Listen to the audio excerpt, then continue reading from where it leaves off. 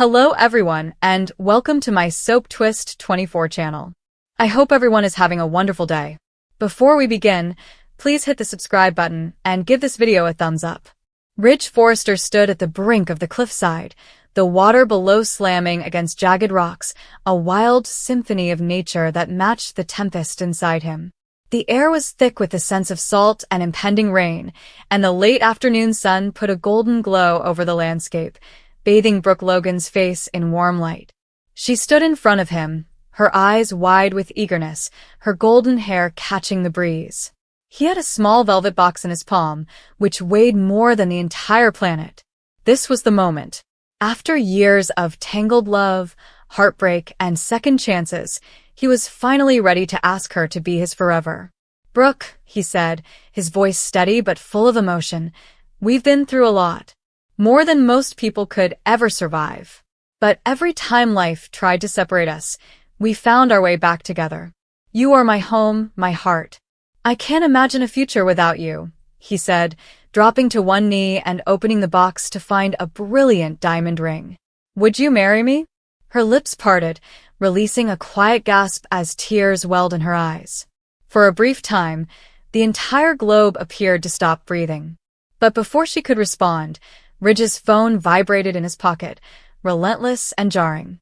He ignored it, his attention fixed on Brooke, but the buzzing continued incessantly. Brooke's attitude changed, and a flash of dread crossed her face. "Ridge, maybe you should check that," she replied quietly, her voice shaking. He grumbled, annoyed, and took the phone from his pocket. The screen displayed a text message from his father, Eric. "Ridge, contact me now. It is urgent." His stomach twisted. Eric was not a fan of drama, especially in this context. With a reluctant look at Brooke, he dialed. "Dad, what's happening?" Ridge inquired, his tone sharp and impatient. Eric's voice was raw and damaged. "Ridge, it's Taylor. She's gone." The words hit him like a physical blow, knocking the air out of his lungs. "Gone? What do you mean by gone?" "An accident occurred. An automobile accident. She didn't make it."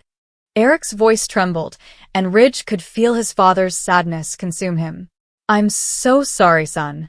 Ridge dropped his hand, the phone dropping from his fingers and clattering to the stony ground. The world swirled, and the ocean's roar faded to a low hum. Taylor. His name is Taylor. The lady who had been his rock, rival, and love for so many years of his life. Dead? It could not be. Not now. Not while he stood here, pledging his heart to Brooke and attempting to close the door on the past. "Ridge." Brooke's voice was small and timid. She moved closer, grasping for his arm. "What's wrong?" He was unable to speak. His throat was tight, and his chest felt as if the air itself had turned to stone.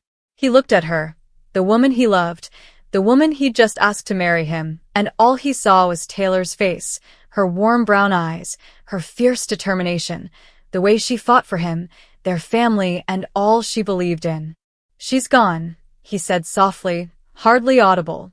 "Taylor has left," Brooke exclaimed, her eyes widening with surprise. "Oh my God, how? What happened?"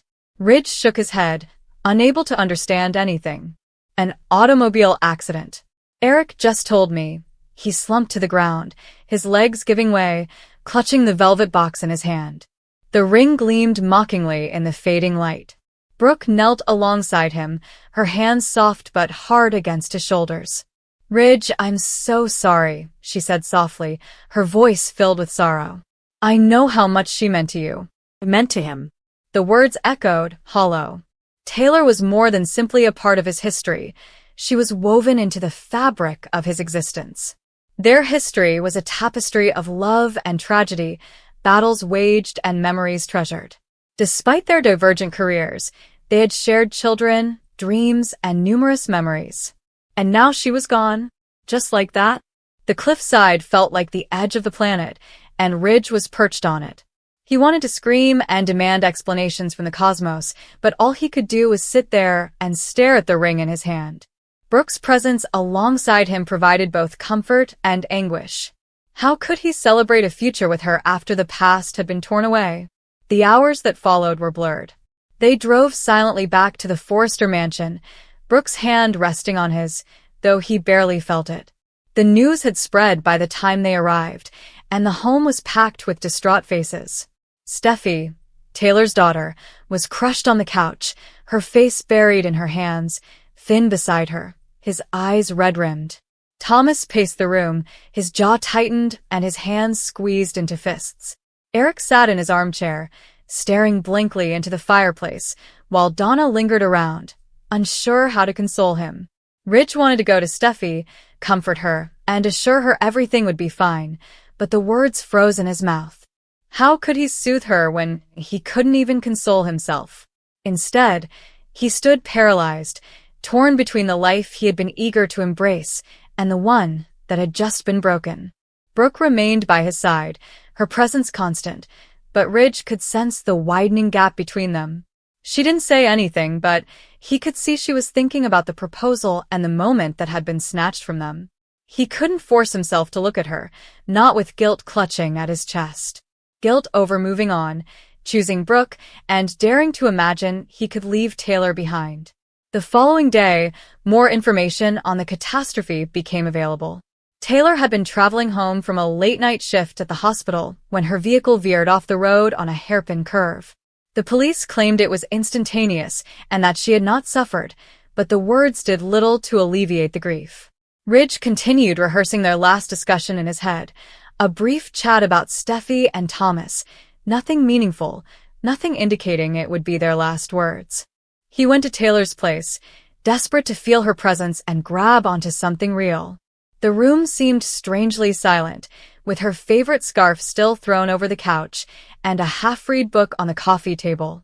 When he lifted it up and traced the pages she had touched, the weight of her absence overwhelmed him. He collapsed into the couch, clutching the book to his chest, and let the tears flow. Brooke gave him space, but he could feel the pain in her eyes whenever she glanced at him. She was attempting to be strong, to be the companion he required, but the suggestion hung between them like an unsaid question. Does he still want to marry her? Could he now, after Taylor's death, reignite old wounds? Days stretched into weeks, and Ridge devoted himself to helping Steffi and Thomas. He helped prepare Taylor's memorial, a magnificent service that honored her life, her compassion, strength, and everlasting love for her family. But every moment seemed like a knife being twisted in his heart. He saw Taylor and Steffi's strong determination and Thomas's quiet resolve, which made him rethink everything. Ridge returned to the cliffside where he had proposed to Brooke one evening. As the sun sank over Los Angeles, the velvet box remained in his pocket, unused since that day. He sat on the edge, looked out at the water, and let his thoughts roam. He remembered Taylor's laugh, her fire, and how she'd pushed him to be better. He thought about Brooke, her warmth and unflinching faith in their love. And he reflected on himself, locked between two people, two lives, and two futures that could never coexist. Ridge. Brooke's voice interrupted his thoughts. She stood a few steps away, her expression sweet yet guarded. I thought I might find you here. He didn't turn, but he could feel her sitting next him, a silent anchor. I don't know what to do, Brooke, he said, his voice raw. I thought I had everything figured out. I believed I could move forward. But now. She stretched for his hand, her touch delicate yet forceful. You loved her, Ridge. You always will. And that's fine. It doesn't mean you love me any less. He looked at her again, really looked at her, and saw the power in her eyes, the love that had sustained them through decades of turmoil. But he also noticed the worry and uncertainty of their current situation. I don't know if I can do this, he remarked, his voice breaking. Not right now. Not when it feels like I'm betraying her. Brooke's breath caught, but she nodded, her eyes full of unshed tears. I understand, she muttered. I will wait, Ridge. I'll always wait for you. They sat silently as the sun dipped below the horizon and the sky turned orange and purple. The ring remained in his pocket, representing an unfulfilled promise and an unknown future. And as the waves crashed below, Ridge felt the weight of his decisions, loves and losses bear down on him, heavier than ever before. The weeks turned into months, and life went on as it usually did. Steffi and Thomas began to mend, finding comfort in their jobs and families. Eric pushed himself into creating a new collection as a tribute to Taylor's energy. Brooke, ever patient, gave Ridge the space he required, even though their distance widened with each new day. Ridge tried to regain his footing, but grief was a shadow that followed him around. He visited Taylor's grave frequently, speaking to her as if she could still hear him, asking for forgiveness and advice. He wasn't sure if he was asking for permission to leave or to stay, but he never received an answer. Ridge arrived at Brooke's door one day as spring flowered over Los Angeles. She opened the door, her face lit up with hope and caution. "Ridge," she whispered softly, moving aside to allow him in. He didn't sit or settle. Instead, he removed the velvet box from his pocket and set it on the table between them. "I've been carrying this around for months," he admitted, his voice firm but heavy. "I keep expecting to know what to do with it, but I don't." "Not yet," Brooke said, looking at the package before returning her gaze to him. "What are you saying?" "I'm telling you I love you," he continued, his words real and honest. "I always have. But losing Taylor has changed me, Brooke. I don't know who I am without her, you, and all of our shared past. I need time." She nodded, her lips shaking as she tried to hold back tears. "Take all the time you need," she urged. "I'm not going anywhere." So Ridge went away, the ring unclaimed and the future unwritten. He wasn't sure he'd ever be ready to propose again, or to truly commit to a life with Brooke. But he knew one thing: love, in all of its messy, painful, and beautiful manifestations, was the thread that kept his life together. Taylor's memory would always be with him, just as Brooke's love would be his anchor. And somewhere in the gap between sadness and hope, he'd find his way forward, one step, one moment, one decision at a time. Brooke stood at the edge of the meadow, her dress swinging gently in the mild summer breeze. She had agreed to meet Taylor here, despite the fact that he had been cryptic all week, with short words and glances that she couldn't comprehend. Brooke's heart was racing, her thoughts alternating between hope and terror. She knew Taylor well enough to understand that he was holding something heavy inside, and although part of her dreaded it was a farewell, another half dared to hope it was the reverse. Taylor walked across the field with nervous intensity. His usual placid manner was frayed around the edges, and when his eyes met hers, they were sparkling with something she hadn't seen before. Affection mixed with trembling determination. He didn't carry flowers or wear a nice suit, yet his very presence made her heart accelerate. This was Taylor, the child who had walked with her down the old dirt road after her father left town, the lad who sat with her in silence after her mother died, and the man who had assured her that no matter how dark the world became, she would never be alone.